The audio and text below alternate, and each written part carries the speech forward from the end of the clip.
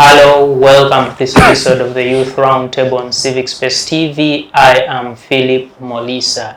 On this episode, we travel to Soroti, where we had 2 days ago celebrations of the International Youth Day, but also later in the show, we shall discuss briefly about the tragedy that happened in Kiteezi, Kampala here, where the landfill for garbage collected from around Kampala actually killed tens of Ugandans, injured tens of Ugandans. We had property destroyed in that particular area. We want to have a conversation around what caused this, but also the possible solutions to see we do not get such tragedies in the near future, but also prepare better for the future ahead of us. Now, joining me in that conversation is a panel of distinguished young people from this country, whom I will give an opportunity to talk to us about who they are, where they come from, and later we shall get into the details of the conversation. I will start with, since we just celebrated Youth Day, I will start with the lady,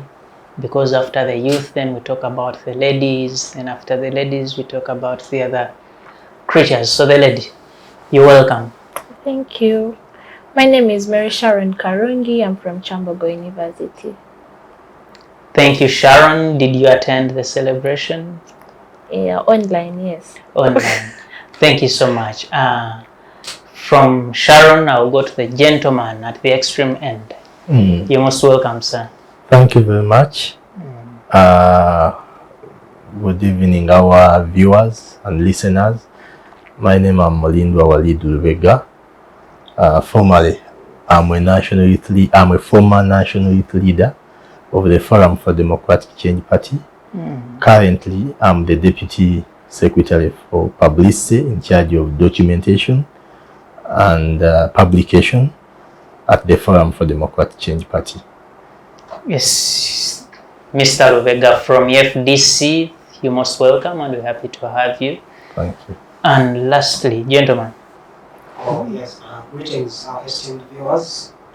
My name is Bwambale Frank, a journalist by training, a researcher, and a political activist and a human rights defender as well.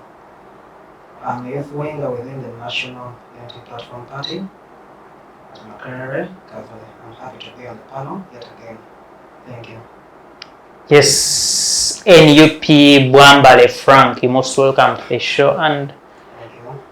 Colleagues, 2 days ago, the country was in Soroti, celebrating what we call the International Youth Day. And given the figures we have in the country as per the previous population census, at least the results we have for now, we expect more results and slight changes should be coming in. The majority of Ugandans are young people. And in those young people, you still have a very big percentage of people we consider youth. So those are people that are to be found everywhere in this country, in the politics, in the education, in the lower scales of the economy, the so-called Vairibi, I know you've heard of that, such a term, and everywhere. So I want you to tell me, before we even go to the celebrations, the young people of this country, and by extension the entire world, what are they supposed to celebrate, and indeed what were they celebrating on that day internationally? I will start with you from the National Unity Platform. Yeah, thank you very much. The International Youth Day, which is dated 12th August, was mapped out by the United Nations a few decades back to commemorate the role of young people within nation building and also to assess their contribution to the world. Like, what are they putting out? How are they adding value to this globe? In Uganda right here, this is a day that finds us enslaved in a manner that young people are marginalized and they do not have that voice, they do not have that say. Good enough, the day has just come at the right timing when efforts by young people were suppressed by the very state that is purporting to celebrate this particular day. And actually, to be sincere with you, I didn't follow the proceedings in Soroti, but I was reading the highlights from the social spaces. And what etched my mind was the president's rhetoric that the young people who are tackling corruption do not necessarily to riot or go out to the streets, but rather they should tabulate numbers and follow up with their area resident district commissioners and RCCs, and then they report those they suspect to be corrupt. I found this assertion provoking in the sense that the young people who were packed in jails and prisons had come out peacefully to demand for accountability of their taxes.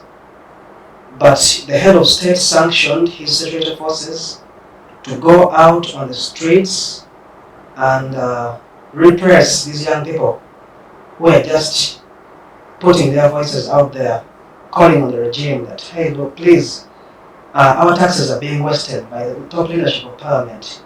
Our taxes are being wasted by the officials within your government.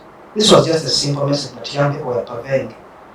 But the maltreatment they got was so brutal that from their own testimonies, which they narrated in the social spaces, you could tell that they underwent a very traumatic experience. Majority of them cited names of individuals in the forces, the likes of Superintendent of Police, or CPS, Mr. Ntabu Joel, who is accused with having kicked young people on their chests, regardless of their gender. He was indiscriminate in his torture, allegedly, because it was girls and boys who were implicating him to have harassed them at the time, actually, after their arrest from the streets.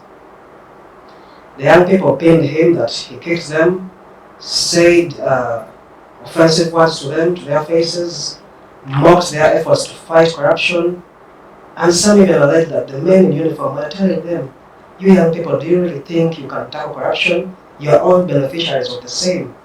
So you're just wasting your efforts. And indeed, to make matters worse, you want to interject? Finish up. Okay.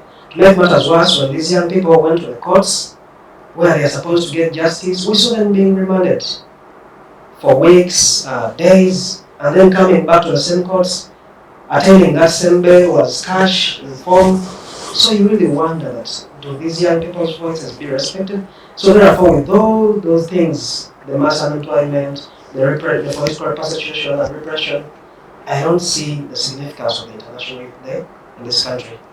Thank you so much. Mr. Mulindwa, using a global lens, talk to us about the significance of commemorating the International Youth Day. Thank you very much. First of all, I would like to appreciate the management of Civic Space TV for affording me an opportunity to come and share with the rest of our viewers and listeners. Going straight to the question, the significance of the Youth Day can be seen as a day where we appreciate our youthfulness as young people, because in terms of numbers, and you can see that it is between the age of 16 to about 30 or 35, and this is the stage where somebody can be useful, where somebody prepares his adult living, the adult life, or even the later, the elderly life. So it is the youthful stage that prepares the elderly stage. So once the youthful stage is not utilized well, then the future is really not guaranteed, is not secure. It is the reason why globally countries saw it as plausible to celebrate, to commemorate the International Youth Day, because These are the pillars on which the future is anchored on. But putting it into perspective, our perspective as a country, in my own view and the view of the Forum for Democratic Change, where we see things, we look at it as Uganda living on a time bomb, and that time bomb is called the youth. In Uganda, it is the only country where we have zero programming for the young people. Programming in as far as development agenda is concerned of the ruling party, but even it goes down to even within our localities. Yes. When you say zero programming, what do you exactly mean? Because when you talk about policy and development, for example, every other day we hear communications from government talking about, for example, the Youth Livelihood Fund, talking about the youth fund within the parish development model, talking about the presidential initiative on skilling the young people. What do you mean when you say zero programming for the youth? So programming, in our perspective as FDC, is beyond the rhetorics, the good words. When somebody listen, Emyoga, Youth Livelihood Fund, somebody will think that it is something that is really fascinating, something that can really empower somebody. But when you go into the details, there is nothing called the youth programming out of it. It is just a drop in an ocean if it is water. So in our perspective as FDC, we look at the numbers that in Uganda the population of the young people is over 70%. So 70%, do we have a deliberate policy addressing the challenges of the 70%? How do we transform the 70% who are languishing in poverty, unemployment, who have no better education opportunities, who are suffering from lack of poor health facilities? They don't have access to free, affordable health care. So if in our own view as FDC, we are looking at a deliberate policy to address that. Even if we leave the elder alone and we center, we flagship the young people, we concentrate on how to empower, how to involve the young people, how to engage them into gainful employment, how do we develop agriculture, but putting young people at the forefront. In our view, that is the best package we may have for the young people in the country, and by doing that, their future will be secured. Well, thank you so much. Even if we do with, rather we ignore slightly the older people and concentrate on the young people, the future is secured. Sharon, anchoring on the theme of the Youth Day celebrations, take us to Sorority and tell us, the youth of Uganda, under the flagship of the National Youth Council and the chairman, Jacob Eyeru, what were you and indeed the youth of Uganda celebrating, and how was the celebration? Thank you so much. First of all, I'm a youth, and I acknowledge that, and I would first say that personally, before I answer Philip's question, I don't think we should sideline other individuals, because even if the youth are holding the biggest percentage of the population in the country or internationally, it doesn't necessarily mean that we have to actually neglect the other, okay, not gender, but the other people in society, because they actually play a big role to see that the youth are kind of empowered, or the youth are kind of brought to justice, or maybe enabled to thrive. Yeah. So that is, but going back to sorority, this means that the youth were celebrating on how to empower this kind of youth through different skills and all that.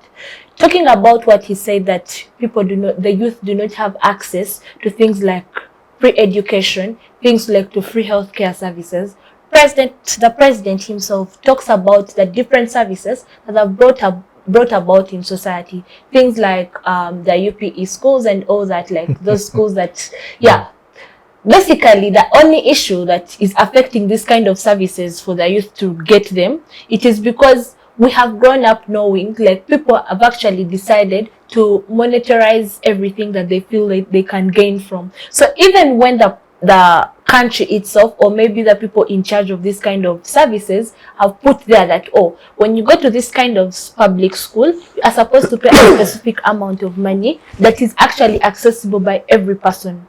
So he says that this is something that some people are not aware that it actually exists, because now as a youth we should not ignore the fact that sometimes we are kind of adamant or kind of ignorant on the kind of things that we want. When he talks about things like us having things like dealing in terms of agriculture and all that, look at the mindset of the youths that we are having. Personally, youths, we do not have that kind. We want like things like white collar jobs and all that, because I believe by me being successful, I need to work up there in good offices. But tell us a specific is that, oh, let's go down there to the things like agriculture. That is where now we draw the line, because people do not actually want that.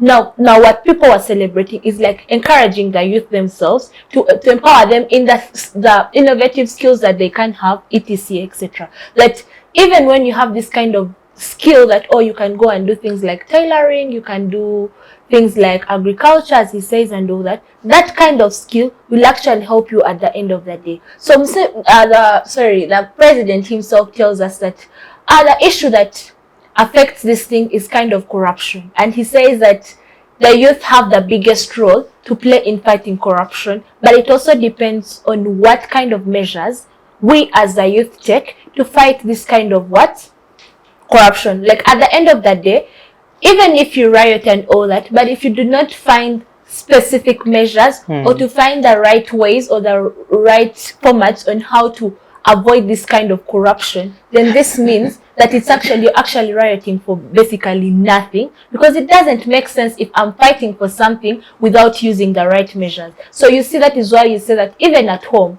when you feel you want to go to school, you have to pass through the right measures. For example, you have to talk to your parents that you need tuition, you need school fees and all that, or you need to find a specific school. So if you say that, oh, because I do not want to talk to my parents, you decide to branch off to other measures, or you're going to be like, I'm going to find someone to cater for me and all that. At the end of the day, it all still comes back to you. Are you using the right measures and all that? So this is what we're celebrating, that as the youth, that like necessarily we're talking about what the importance of this kind of International Youth Day is, because it is something that brings all the youths together for the different governments or different communities to provide something called accountability to the youth on how maybe their taxes are spent and all that and all that. Yeah.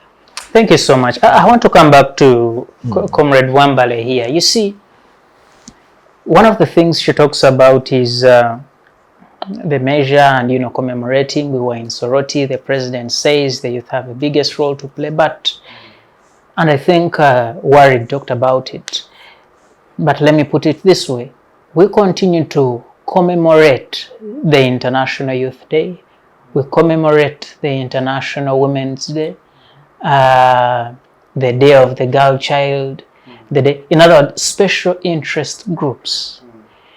Is it a valid point to have youth whom we are talking about as energetic, knowledgeable, powerful, to influence progress of any society? We continue considering them special interest groups that must be given that special attention, including celebrating, trying to pamper them into some group of demography that needs special attention because they are vulnerable. What is the vulnerability of young people? Okay. First of all, I need to also react on one of the points she raised concerning the attitude of young people are claiming that they're after white collar jobs. I think that's not right, because even if we swap right in the downtown in those arcades and the chikuros, you'll find that majority of the young people who are there toiling with life and hustling are bachelors of degree holders. Majority of them looked for those white-collar jobs until their souls wore off their shoes and they gave up and started their own small-scale enterprises. But you see, young people, even those who are in the informal sector, Boda. Yeah, the border and all that, they are being attacked even in where they went to seek sanctuary. They are being attacked there in form of overtaxation. I have colleagues in the downtown whom I studied with at university. They tell you IFRS, under the IFRS arrangement, government slices a portion of their profits. For instance, when you sell a mineral water bottle at a fee of 1,500 shillings, government will deduct its percentage there and then. Yes, they are paying tax. But at what expense? Are the services retributed back? Do we see the good roads to transport these commodities to the market? Are we seeing our taxes being put to proper use? Of course, the answer, are young people vulnerable that they should be considered special interest groups? I don't think they should even be considered vulnerable, because first and foremost, young people are the backbone of every nation. Society thrives on the output of young people. But what have we done to this country? We have made young people hate their country, to the point that several of them, in thousands, able-bodied young people are boarding flights to go to the Middle East on a daily basis.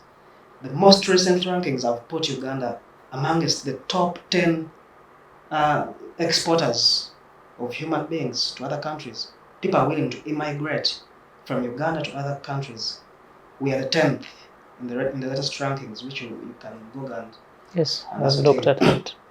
The tally was about 150,000 thereabouts, but that's a very 129 something. That's a very, very huge number. So young people are not vulnerable. They should be granted a chance to have a say in their country. Because when you even look at the incumbents, these people who are in power, who have led us for over 40 years, they were young people. They were not given a chance, but they fought to get there. So in my perspective, I think that's the point at which the government is driving these young people at. First and foremost, when you look at the legislative setup, young people are not well represented. Those who claim to be their representatives rather, are above the youthful age. The likes of the Eastern MP is above 35. The petition is in court, it's on record. When you look at even Central, they are all above 35. So that means even those who are supposed to speak for the youth in the assembly are not doing it because they don't align with their ideology. They are not representing the real interests of the young people. You saw the NYC chairperson. He didn't embrace the march to parliament. You get? Because he does not stand for the interests of the young people. So I'm right to say that the voice of young people in our national political framework has been usurped. They're not talking. They have no voice. They're not talking. Thank you so much. Mr. Walid, I come to you. Special interest groups.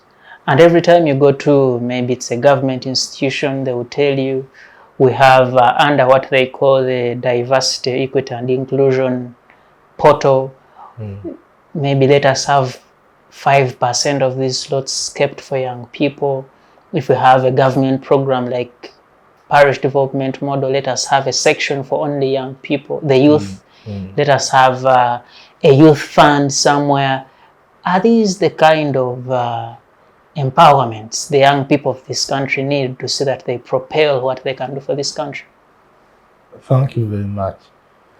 In our view, we think that kind of intervention is not commensurate to the needs of the young people, which is like to the Jeko in Uganda, to the Jeko. Let's just yes.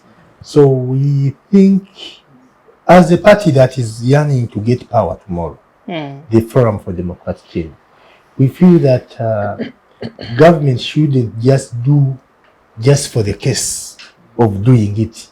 It must have a deliberate program targeting that's segment of the people in the society, the young people.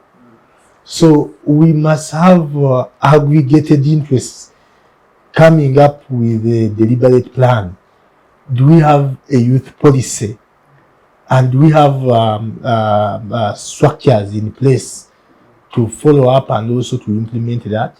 In Uganda, the time Bwambale was informing my sister about, and my sister looks, the way she responded, it was as if things are good. We are in a world that is moving. Everything is moving on well. And you know, young people who are watching can bear me witness that it is only in Uganda where you find Uganda is a country where young people, kids are producing fellow kids. At 9 years, a kid is producing fellow kids. You go on the street of Kampala, not even far away, on the street of Kampala, every evening, if you go around 10 p.m. onwards, you'll see young people sleeping in sack, a girl and a boy. They are playing sex in those sacks on the street. They are sleeping on the street. That is the time bomb. They have not gone to school. They don't have shelter. They don't have good clothing. They don't have access to medicine. Like my sister, at least she's in at Kyambogo University. She's enjoying life. She has not gone through that very the extreme of the extreme. So, in my own view and the view of FDC, we are looking at that section of young people whose future is in a total waste. A young man doesn't know what will come tomorrow. Mr. Mulindwa, yes. If you allow me on that particular issue, when you say you have a young people who have not gone to school, the government says we have introduced universal primary education such that even the poorest in the country can join the education system. When you say there are those that were unable to join the education system, they say, okay, you go to either the presidential initiative on skilling young people or to wherever you went to Katwe or Katanga, Chisenyi, wherever you went, gain the particular skill, arrange yourselves in a circle form, come to the Myoga Fund, get money, develop yourselves. Government is saying something. Those are formal things which we are also are not commensurate on the situation on the ground. The way the things which you are explaining are high table. That is high table talk of us who have gone to school, and even so, those who have gone to school, they cannot even access those kind of intervention. If this is looking at securing the young man who is languishing on the street, is sleeping on the street. How is FDC going to secure for that? Do we have a deliberate program by this very government that address that we want to take away those young people, we rehabilitate them, we take them to school, free education? Because even the UP you are talking about, it is more or less cost sharing. A parent pay, and government also, there is a capitation grant that government facilitate. So the other time you had the Minister of Education telling parents, please pack, get flasks and pack for your kids food to take them to school. Does the minister knows that even parents does not have the capacity to buy a flask of 20,000 shillings? People don't have the capacity to buy, and then you are telling them to pack, to buy flasks. So we are addressing the concern of the downtrodden. Do we have a deliberate policy to start from the grassroots and then climb upward? What should this policy look like? What? What should this policy look like? The policy, first of all, we need a participatory working approach where there is citizen involvement. We want to have a platform where these people who are affected, government can interface and listen to their concerns, and then leverage a policy that address the very concern. We hate this kind of arrangement where people sit in foster hotels and plan for the people who are suffering on the street? Do we have a program where you go in those slums, you go into those areas where people are poor, listen to their cries, and then translate a policy addressing the very issues that those people are facing? So if you arrive at that, then we think that policy will be able to address. Then going to Emyoga, those youth livelihood fund, I may ask, why did the government had to do away with the youth livelihood fund if that program, that facility was working, if it was effective? I can assure you that government pumped colossal amount of money into that fund. But if you can go and ask the beneficiaries, the success stories of that program, of that facility, you may find none. So that means that was wasted money, government money. So that also explains the boardroom theory, where politicians and people in the government sit in 5-star hotel and plan for those people. Worried. Without necessarily. Society is led by the elite. Yes, it must be led by the elite, but also involve those people who are not elite. Such that we have a system that can bring those people who are not elite together on the decision-making table, such that their own issues, the issues that affect those people, can be well addressed when they are brought on the table. Thank you. Sharon, you talked about the young people and their mindset towards things like agriculture and tailoring. But look, you see, everything you get involved in, there must be inspiration. There must be something that attracts you to get involved in that particular thing. Sure. When you look at the setup of the Ugandan artisanal and agriculture and so on, is it something that can attract the young people whom we talk about as, versatile, proficient, the kind of things young people want? Can that system attract them? And if not, what can be done to those sectors such that the young people can be attracted there?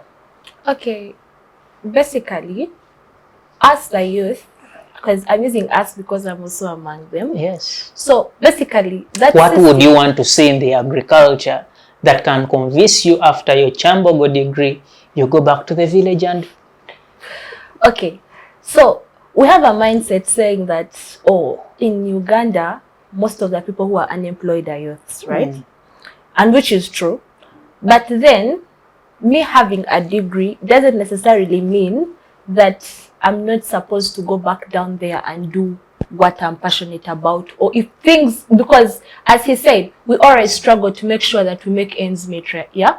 So in my own thinking capacity, I feel like this system that, yes, we may not have that kind of something that attracts us, let's say, in the agriculture sector, in the tourism sector, because when you look in things like the agriculture sector, many people actually down there doing what they can do best compared to what we actually can see. He says that some of us do not look down there and see what people are really going through.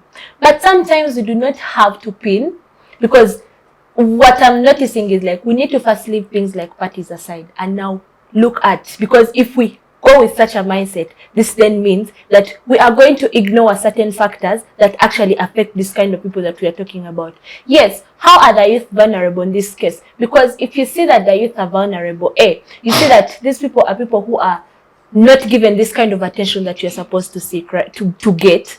Secondly, the youth are people who are, because they feel they are the majority, they are being sidelined. For example, when they go to look for jobs, you find like there are very many people up there who are not youth but are still holding this kind of But how can a powerful majority be sidelined?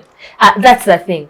You see, you can only be sidelined if you're using the wrong measures. So for example, even at the end of the day, when the president comes and tells us that, they are government schools, let the rich families take their children to the private schools. Yeah, that's okay. Because they can really afford that kind of money to pay for them if you're going to take them to Chisubi and all that. But as the government, we have provided for you what? public schools, government schools, whereby you are not going to pay, you're not going to like pay that big amount of money. He further explains as to why some people actually going an extra mile to put those kind of charges on this kind of specific schools. It's because the population goes on increasing, and let's say the government cannot necessarily have, because the government has very many things to deal with. You find it is needed to do things like in the agriculture sector, it is needed to deal with the elderly, the youth and all that. Then this means that they are not going to give that kind of attention to this kind of children. And that is why when he says that when we go down there and you find kids producing fellow kids, this is not necessarily supposed to be a blame on the government, yes? Because at the end of the day, what we forget is parents at the end of the day have to instill this kind of values in their what? In their children. We are not saying that because we are in Kyambogo, I'm in FDC, I'm in NOPE, I'm in NRM and all that. I'm a person who doesn't really necessarily go with parties and all that. But we look at the reality. Yes, Uganda doesn't have this kind of characteristic that shows that, oh, we are very perfect people, that it needs to give that youth this kind of motivation that they need to go up there. But even if, for example, that the Youth Livelihood Fund and this kind of yoga things that they are putting there, already government is putting, you see, we do not start big. We start with baby steps, right? So at a point in time when youth are now embracing this kind of skills that they are putting on board, this kind of yoga funds, the youth livelihood funds and all that, if they embrace them in a positive manner, then this necessarily means that the government is going to put in more effort. You see, Sharon, my interest in that is what drives the positivity. If I want to go to agriculture, what attracts me there? Look, today, I will not tell Sharon from Kyambogo University to go back, I don't know, to Semasaka or Rukunjiri or wherever, pick a hole, go to the garden. Sharon can only go to that garden today if there is probably a tractor, an excavator, a combine harvester. That is because Sharon is exposed to what is happening in China, to what is happening in the Netherlands, in Denmark, so why don't we pull out such an approach so that we attract young people to go back there? The biggest thing that can attract us, the youth, to maybe take part into this kind of sectors, let's say agriculture. For example, if I know I'm going to go down there and let's say begin my own farm, begin my own agricultural products and do that, do I have the markets? Do I get the profits? Or do I have that capability to say that, oh, if I've planted, let's say, I'm dealing into poultry, piggery and all that, do I have the market? Am I able to access specific services?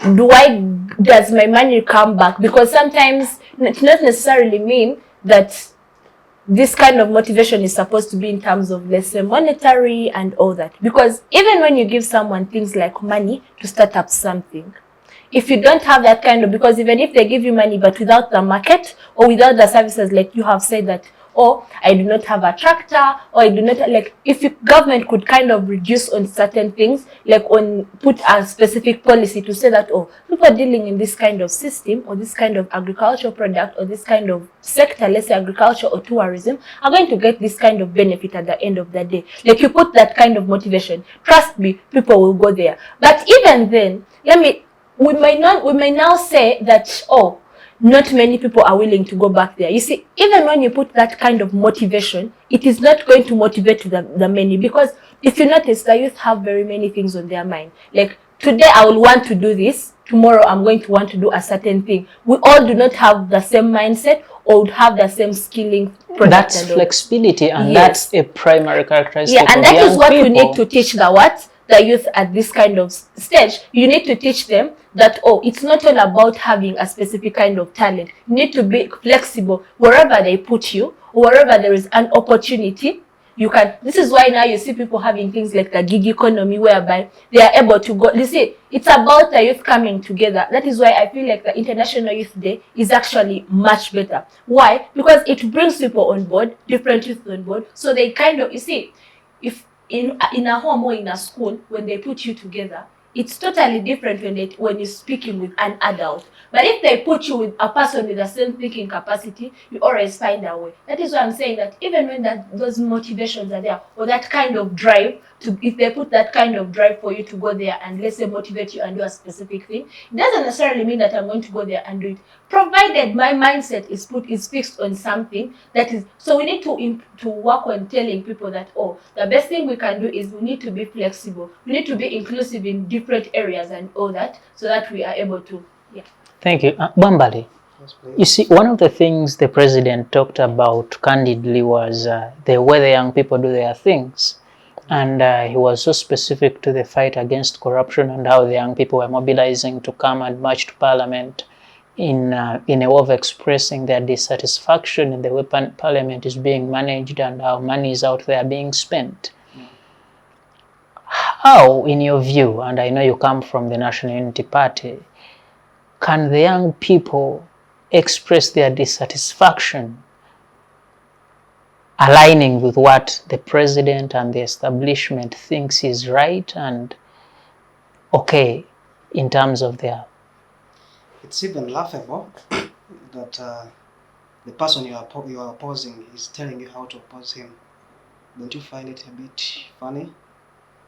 Imagine if Obote had the same mindset in the 80s. Would Museveni be president today?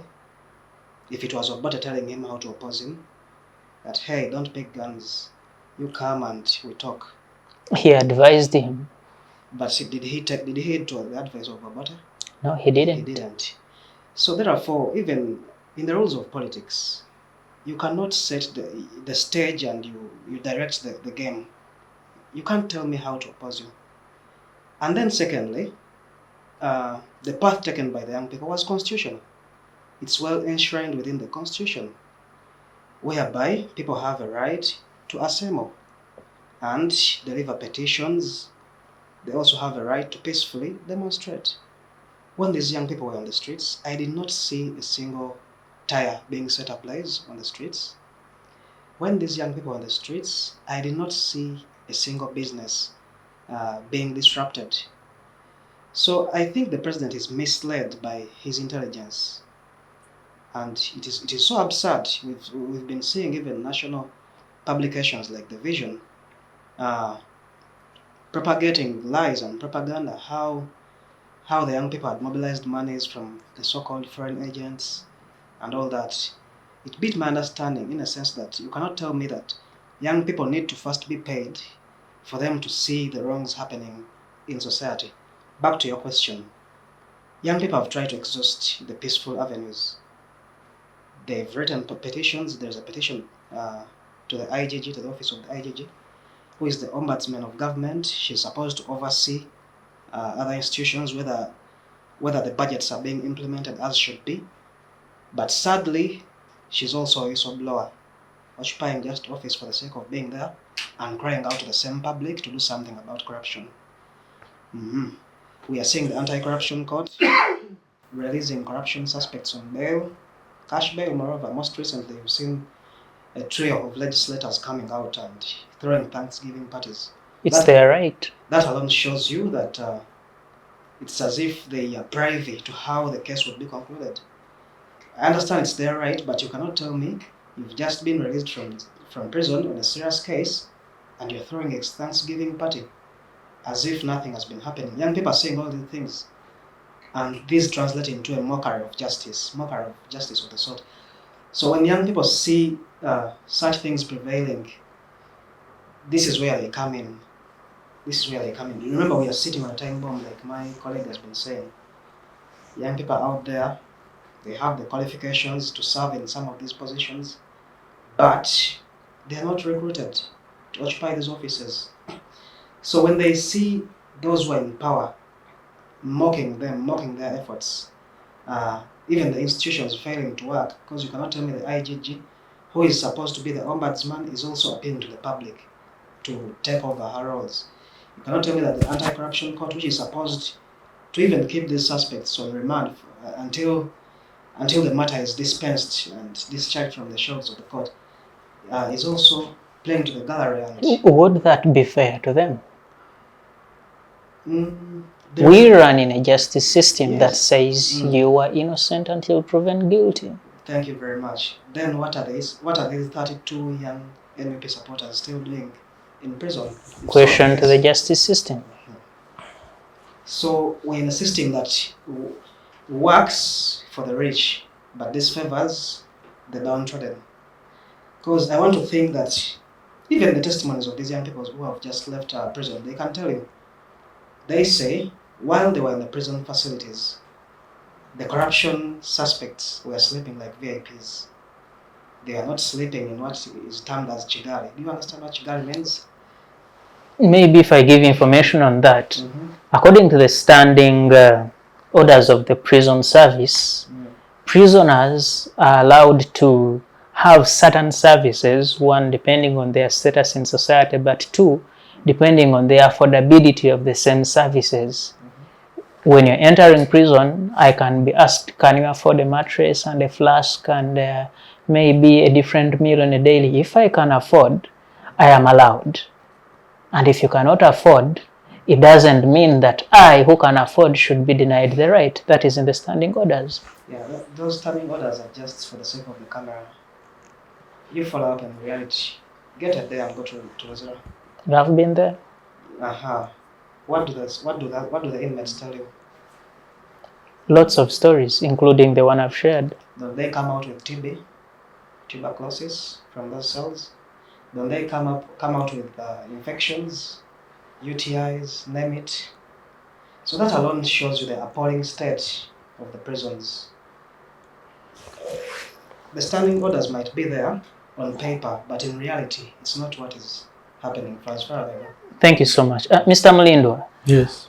as we do away with this whole topic of youth, how can the youth of this country, and by extension the African continent, rightfully and legally fight for their correct position in the matters of their development? Thank you very much. And for me, I have one solution. We have diagnosed the problem, Which is? and the problem lies with the governance. We have a governance question that is really not looking at addressing the question of the young people in a sustainable manner.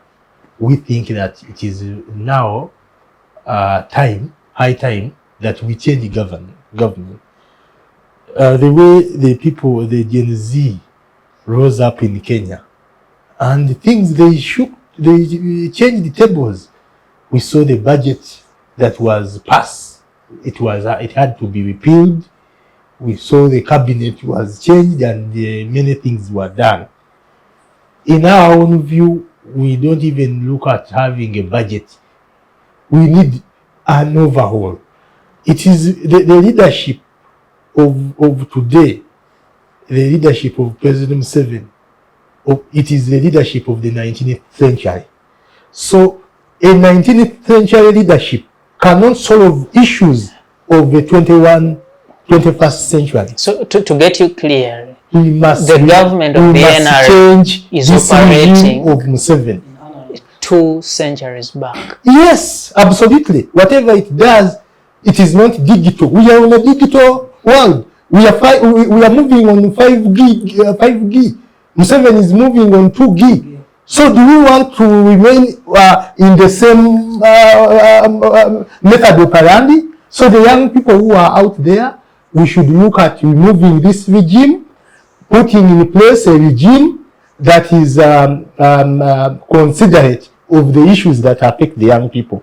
Otherwise, if you look at Museveni is a grown case. He's a 90-year-old gentleman. A 90-year-old gentleman cannot be alive to the issues that are affecting 19-year-old Ugandans. He's 80. It is now up to you, the young people who are watching.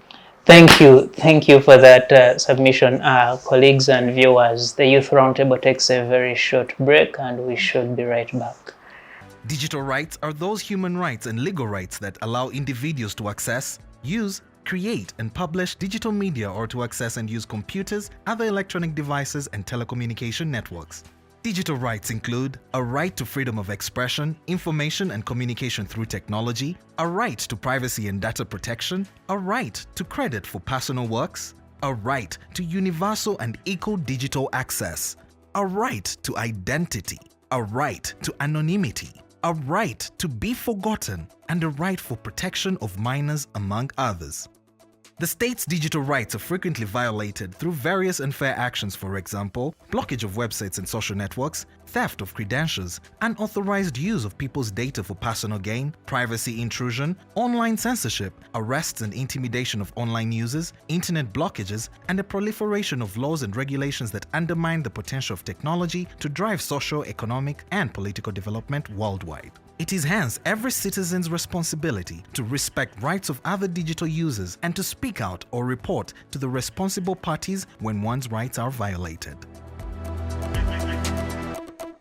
Welcome back from that very short break. This is the Youth Roundtable on Civic Space TV. I am Phillip Mulissa. Today, we are discussing the International Youth Day celebrations or commemorations that were there 2 days ago, but also we are having now a conversation in this segment about the tragedy that befell this country and remotely the city of Kampala when the landfill at Kiteezi slid onto people's houses. By today morning, we are talking about over 25 deaths. You have the injured, you have property worth millions destroyed, and we want to discuss how we got there, but also what can be done to see that we never find ourselves in such a situation now. Joining me on that conversation is Karungi Sharon from Kyambogo University. I have Mr. Bwambale Frank and Mr. Mulindwa Lubega from the Forum for Democratic Change. What he did not tell us which Forum for Democratic Change, because these days we have to be very specific. No, we have one FDC. We have one FDC. There is an FDC No, please. We may have members who can decide to have a branch anywhere. Other members can decide that let's form a supporters branch in Arua. And those are our members. So our members can decide to form a branch in Katonga supporting the party. But the party is run under one central command, that is Najana Nkumbi. That is the party headquarters. Wow, thank you for that clarity, and it's very important for our people out there who might be interested in excuse me, learning about the operations of FDC. He says the command center is at Najana Nkumbi. We hope so. Now, colleagues, in Kiteezi, the landfill gazetted by government, and for that matter KCCA, piled with garbage from around the city for so many years, a few days ago created a tragedy for us. The garbage ran over people's houses. The houses were destroyed. It was in the night, people sleeping, covered in the mud, covered in the garbage. People have died, over 20. You have people injured in hospitals. You have houses covered up. You have animals, cows, goats, chicken, killed, injured in that whole mess. I want to start with the Kavule man, you man from Kavule. You see, garbage is one of the things, if you're talking about a city, that you must plan for. At least if you're talking about a city, one of the things that come first to your mind should be garbage, it should be water, it should be security. How did we find ourselves in a situation where this place has to kill people? Yeah, thank you very much. First and foremost, that place, Kiteezi, which is located 14 kilometers away from the city center, is in Wakiso district, to be exact. And this is a place that was opened as a landfill way back in 1996, amidst protests from the locals who are close to that specific site. People opposed the idea.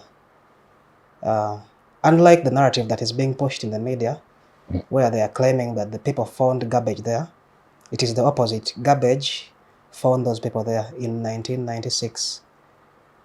So we are counting about 28 years since that place has been in use. So many research papers have been written by researchers who specialize in garbage and and waste management. They have advised the Kampala Capital City Authority right from 2015 that place is supposed to be defunct. They should regazette another area and use it as a landfill, or else upgrade and use modern means of solid waste management. But all these guidances have been falling on deaf ears.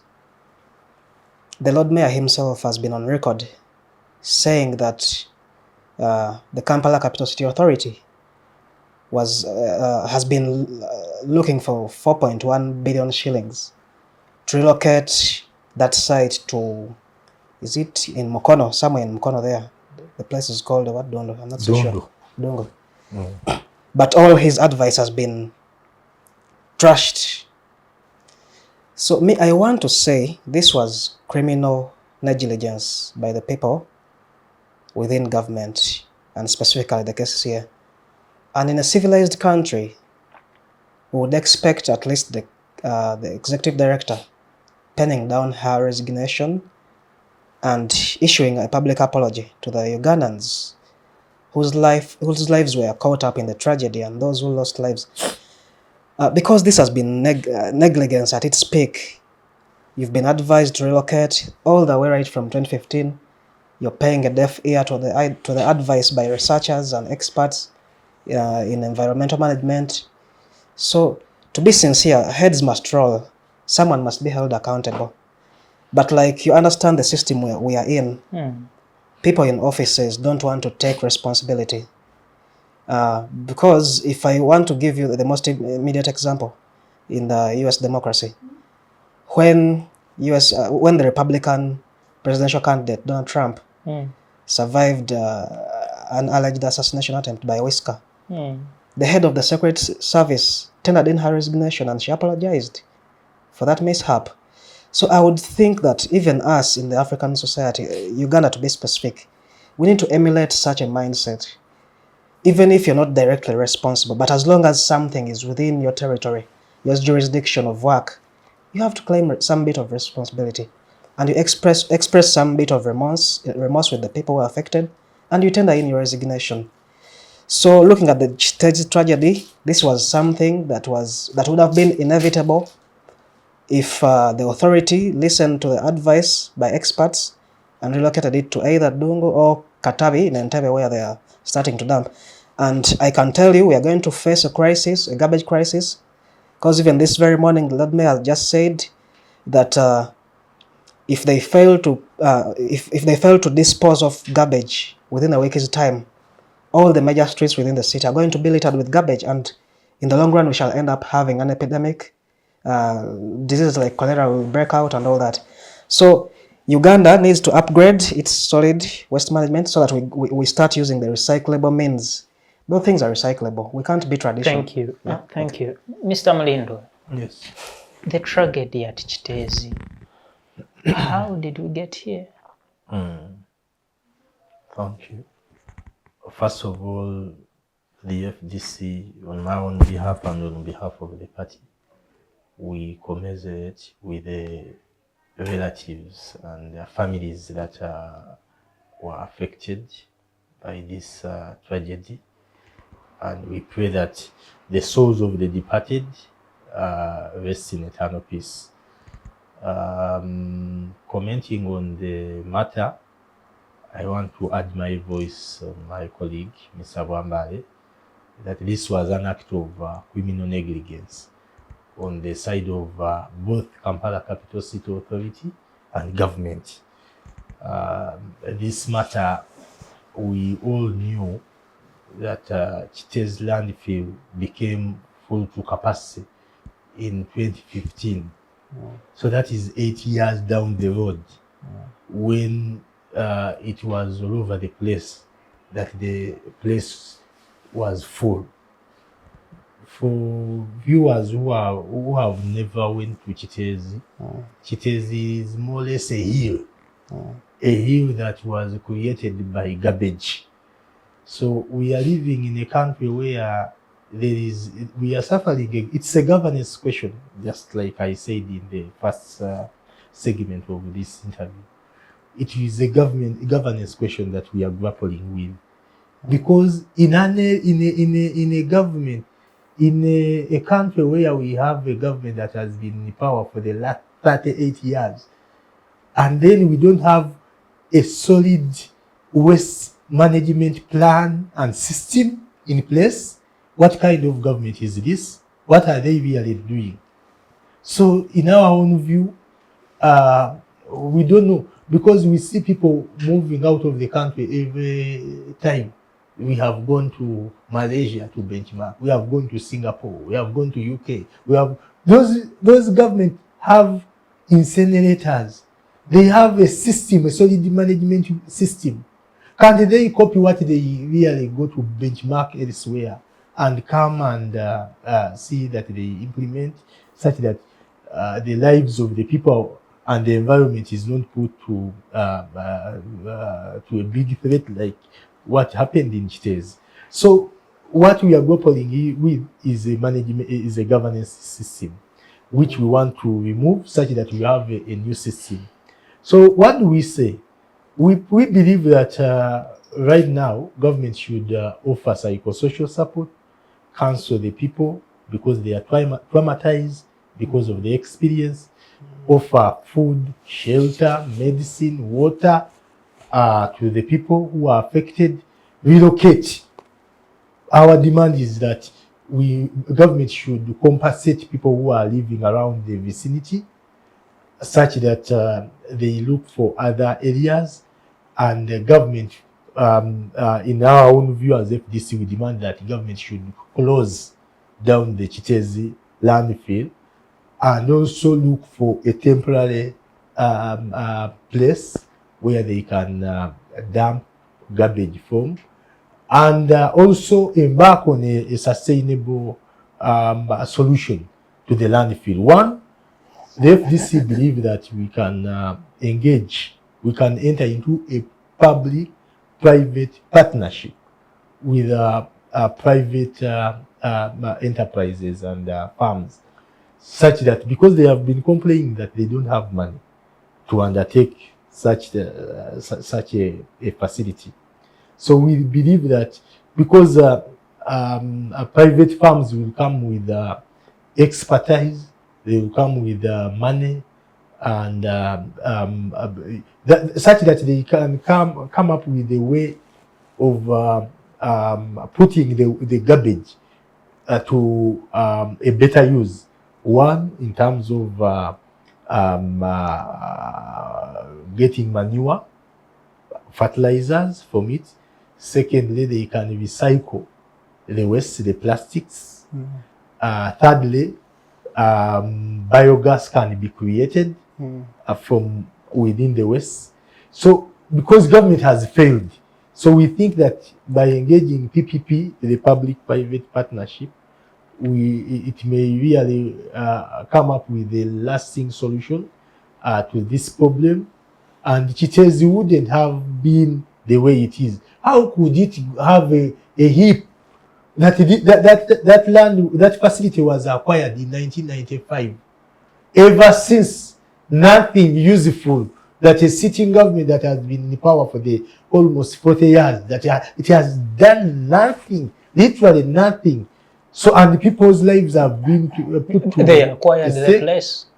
Acquiring a place will be transferring a problem, but you will not be solving a problem. Why? Because that acquired place will also become full.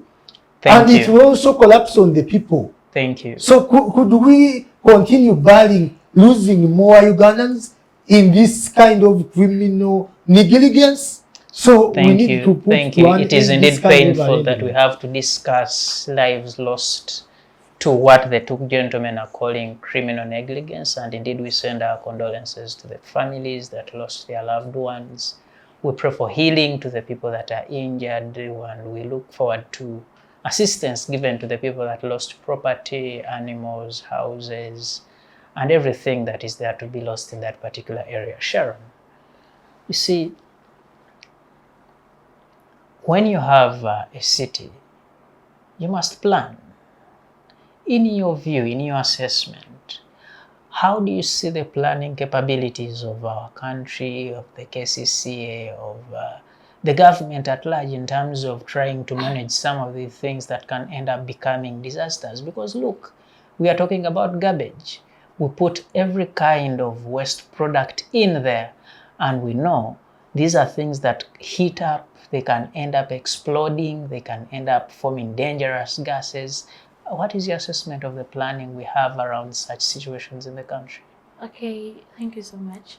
So I believe that still it was negligence of these people who are in charge of all this situation.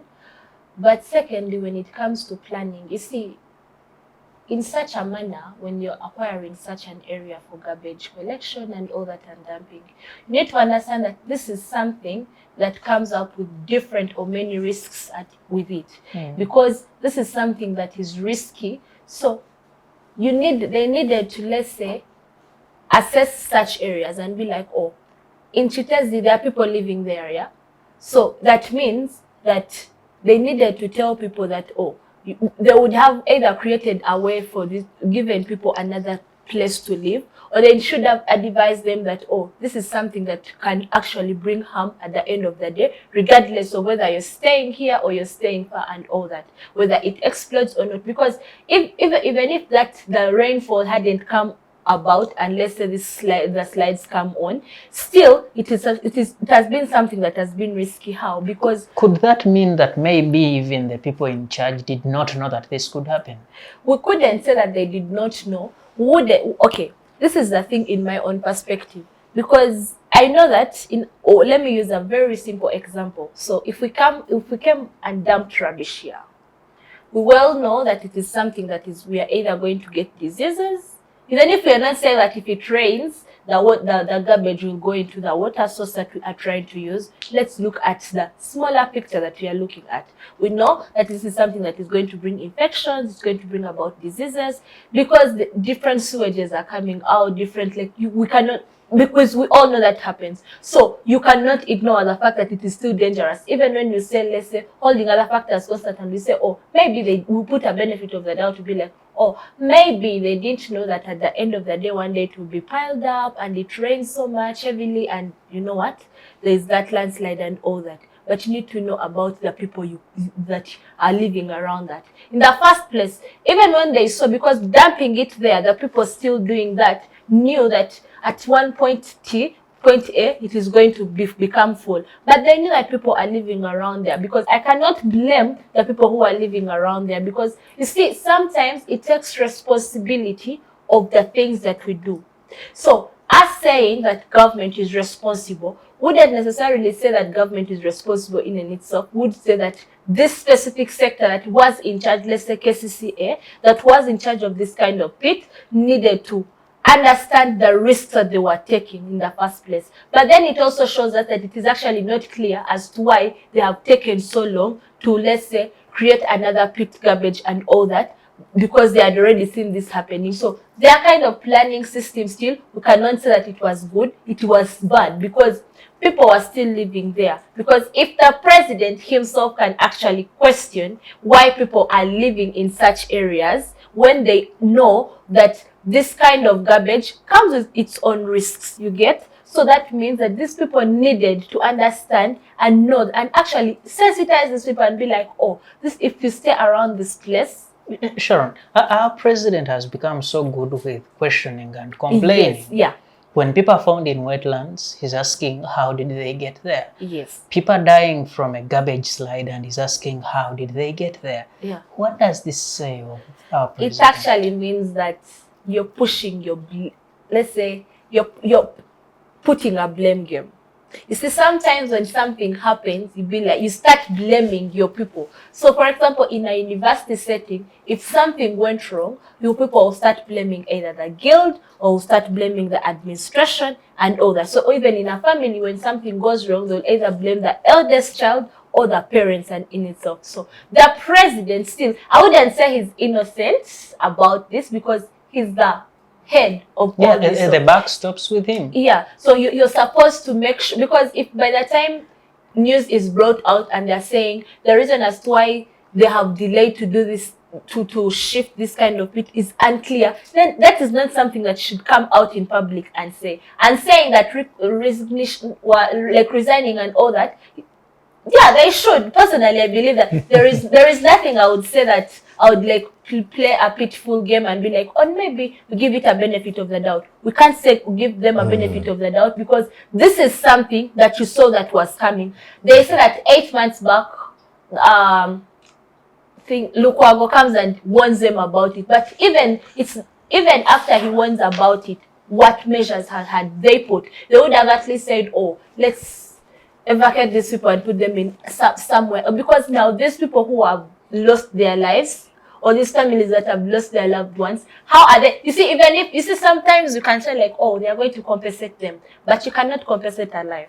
You get? So at the end of the day, they need to look at their kind of planning system, or look at the people who advise them in terms of planning and all that. Because we cannot say they did not have the money, or because the government has the capability to say that, oh, we are going to now acquire this specific kind of land and remove this kind of pit and put it somewhere else. As the two have said that now it is something that is now going to become a crisis, because it was already warned that this is something that is going to become a crisis in the country. And it's still now going to be a crisis because now people have nowhere to drop this kind of garbage. You see, we have been battling with things like cholera. I've been through town, and when you walk through the streets, garbage is piled up because the companies are not picking it up. That is something that they should have looked at. You cannot say that, oh, we are going to have one dumping pit, because you have to have an alternative. So right now they are going to look for an alternative when when a disaster has already happened and you cannot like put it back. So the only thing we need to stop in Uganda is this kind of,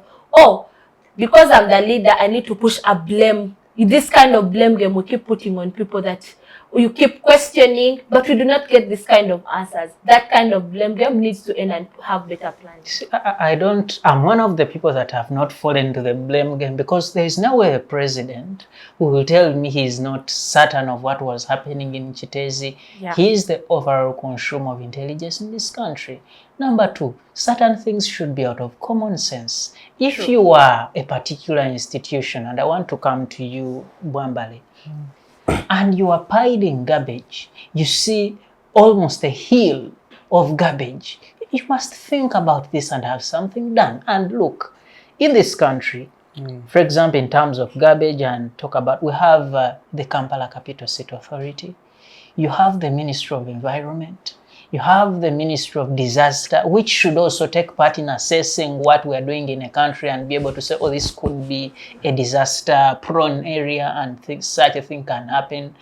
We have all these offices. We have the Wakiso District Environment Board and the Disaster Board there, and all these offices that have a budget.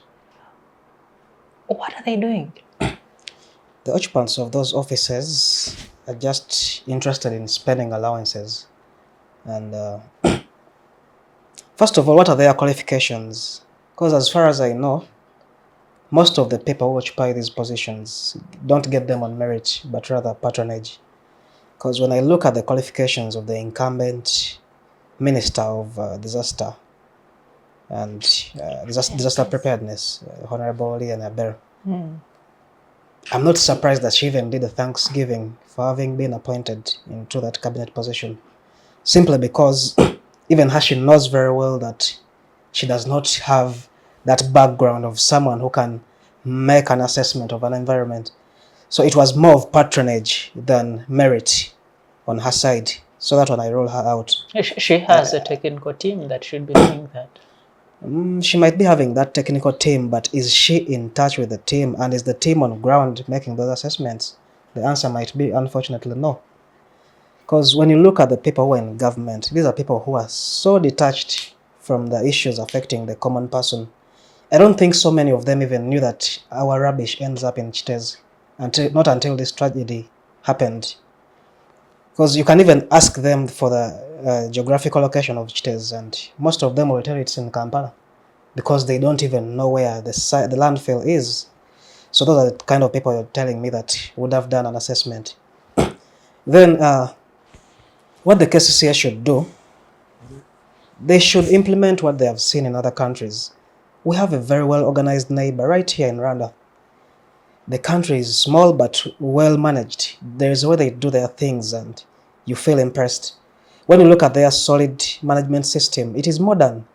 They recycle plastics, they reproduce manure for agriculture use, and then they produce methanol out of this garbage. So I'm just wondering, can't we also implement the same policies right here? We have the capacity, because if Rwanda can, then what makes you think we can't? So KCCA should stop sitting on the job.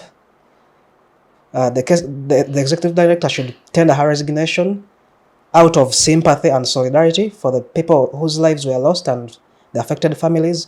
First and foremost, resignation does not mean concede.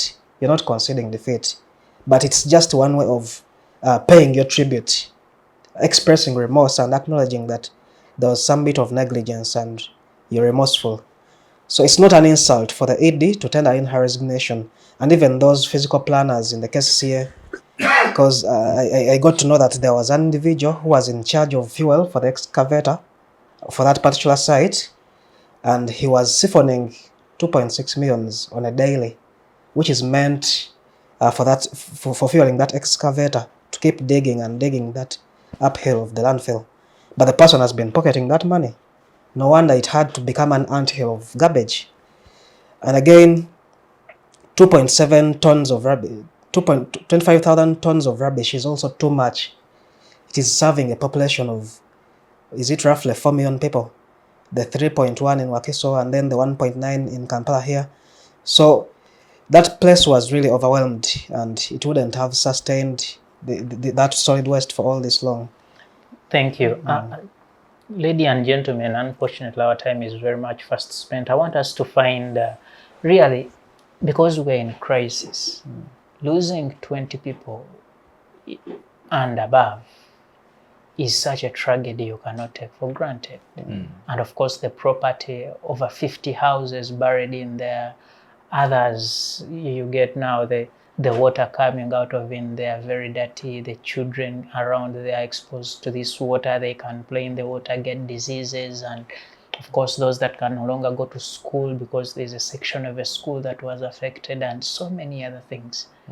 Moving forward, what should we do and how can we harmonize all these challenges we have, especially in that sector, to see that we don't get such challenges in the future? I should start with you, Comrade Walid. Thank you very much. First of all, I've already mentioned that we must come up with a plan, a sustainable solid waste plan, and part of it I've opined that we must enter into a public-private partnership to solve the issue of solid waste. Secondly, we need also to empower the Ministry of Disaster Preparedness.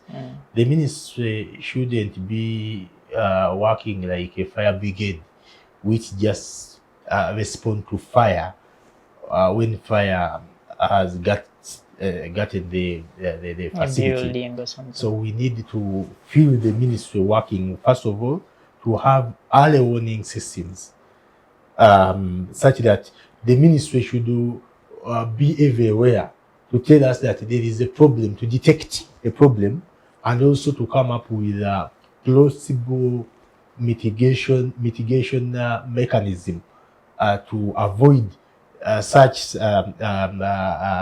scenario to happen. And also thirdly, we need government also to be proactive. Why should the government allow people to be near such facility? Government shouldn't allow. The way it went to Lubega, we saw it, government using all kind of whatever to weed out people from Lubega. Point of interjection. That Yes. facility found those people there.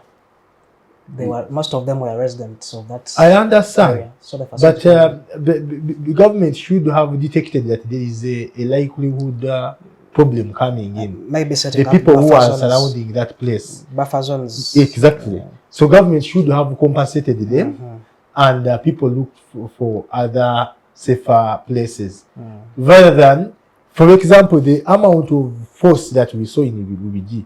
If government had money and went and compensated those people, maybe we wouldn't be looking at properties lost and also the lives of our the countrymen, fellow countrymen and women. So in our own view, government should do that in order to ensure that people's lives and also the environment itself is not contaminated. Thank you so much. Bwambale, Yes, please. moving forward, how do we address such challenges? And of course, you know, in Kampala, when it's a rainy season, you know, how the roads all over, the drainage channels and so on, how they cover up. How do we move forward into better ways of doing things?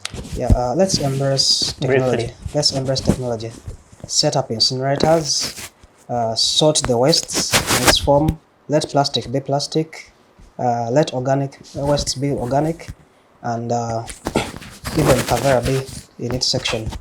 So in that manner, if we are to save the wastes basing on form, maybe we shall not have these tragedies recurring again, because plastic can be recycled, and then organic waste can also be transformed into manure for agriculture use. So let's just embrace use of modern solid waste management. Thank you. And Sharon, as we conclude briefly in a minute, first of all, what is your comment on the emergency response system of our country, the way we saw the graders now being brought in, then police comes around, chases people who were first on scene to try and assist people who were stuck in the garbage. What is your assessment of that, briefly? My assessment to that would be like, in Uganda currently, we kind of hurry to act after a crisis has already happened. So if personally I feel the same urgency that was put during the time of COVID, if that is the kind of impact or the kind of urgency they put on other factors or other sectors, would actually be very far, because this is something that anyone can see that would be risky and all that. So I feel like the only way to make sure that such things never happen, we need to work on a way we address certain things, that kind of emergency. Because I feel the issue of COVID during that time, that issue was handled very well, and which saved very many lives and all that. But now, why is it that when it comes to these other issues, government delays to respond to those issues? So are we rather so good in working backwards? Yeah. Thank you so much, Sharon Karungi, for that comment and for finding time to join us on the Youth Roundtable today. Mr. Bwambale, thank you so much for your comments and for joining us today on the show. And Mr. Lubega, Mulindwa, Walid, thank you so much for your time and for the amazing views you give us. And to you, our viewers from the Central, the East, the West, the North, the South, and from across the world, we thank you for joining us on this episode of the Youth Roundtable. Special thanks to the Center for Constitutional Governance for your work you do in making sure this all is possible. And special thanks to the people behind the machines. You do amazingly well in making sure we have what we have today. And from us, we say good evening and may you have freedom always.